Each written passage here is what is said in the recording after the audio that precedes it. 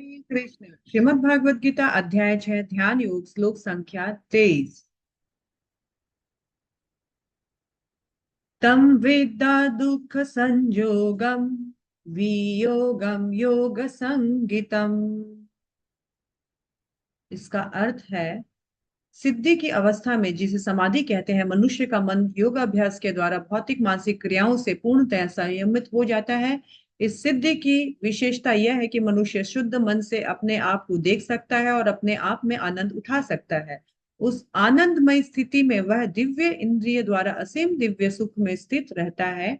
इस प्रकार स्थापित मनुष्य कभी सत्य से विपत नहीं होता है। इस सुख की प्राप्ति हो जाने पर वह इससे बड़ा कोई दूसरा लाभ नहीं मानता। ऐसी स्थिति को पाकर मनुष्य बड़ी से बड़ी कठिनाई में भी विचलित नहीं होता है।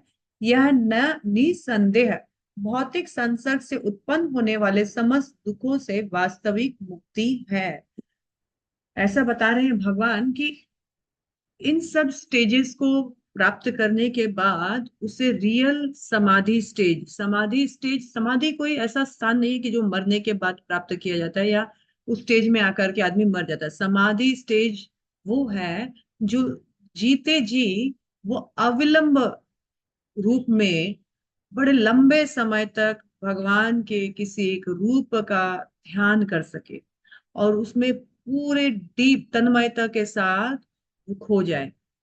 तो इस स्टेज में जब व्यक्ति आ जाता है, यानी वो स्टेज, समाधि स्टेज वो स्टेज है जिस स्टेज में उस जीव के इस सांसारिक जितने भी संपर्क से होने वाले, संसर्ग से होने वाले जितने भी समस्त प्रकार के दुख है, उन सब से उसका कनेक्शन खत्म हो जाता है, उसका कनेक्शन डिस्ट्रॉय हो जाता है। यानी वो वास्तविक रूप से इस संसार के जितने भी प्रकार की भौतिक दुख हैं, यातनाएं हैं, उन सब से वास्तविक रूप से वो मुक्त हो जाता है, फ्रीडम प्राप्त कर लेता है।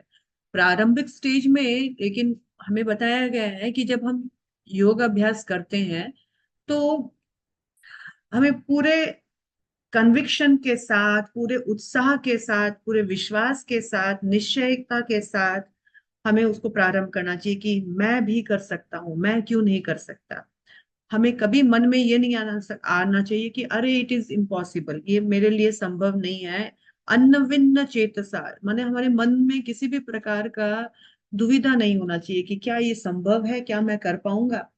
तभी हम धीरे धीरे धीरे यम नियम आसन प्राणायाम प्रत्याहार धारणा ध्यान और समाधि स्टेज तक, यानी समस्त प्रकार के इस जगत में रहकर भी इस जगत के समस्त प्रकार के दुखों से हम विचलित नहीं हो सकते हैं। हालांकि शिला प्रभुपाद ने तात्पर्य में बताया है कि देखिए, अगर हम ध्यान योग और भक्ति योग को कंपेयर करें तो भक्ति योग बहुत सरल है कंपेरेटिव टू ध्यान योग।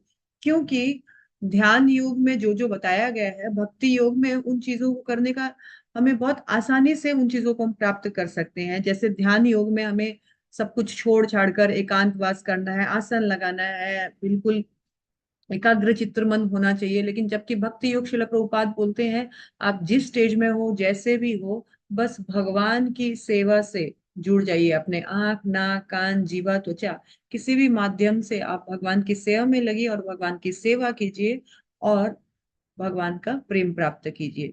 बड़ा सरल और सुगम उपाय है भक्ति योग। हरे कृष्णा।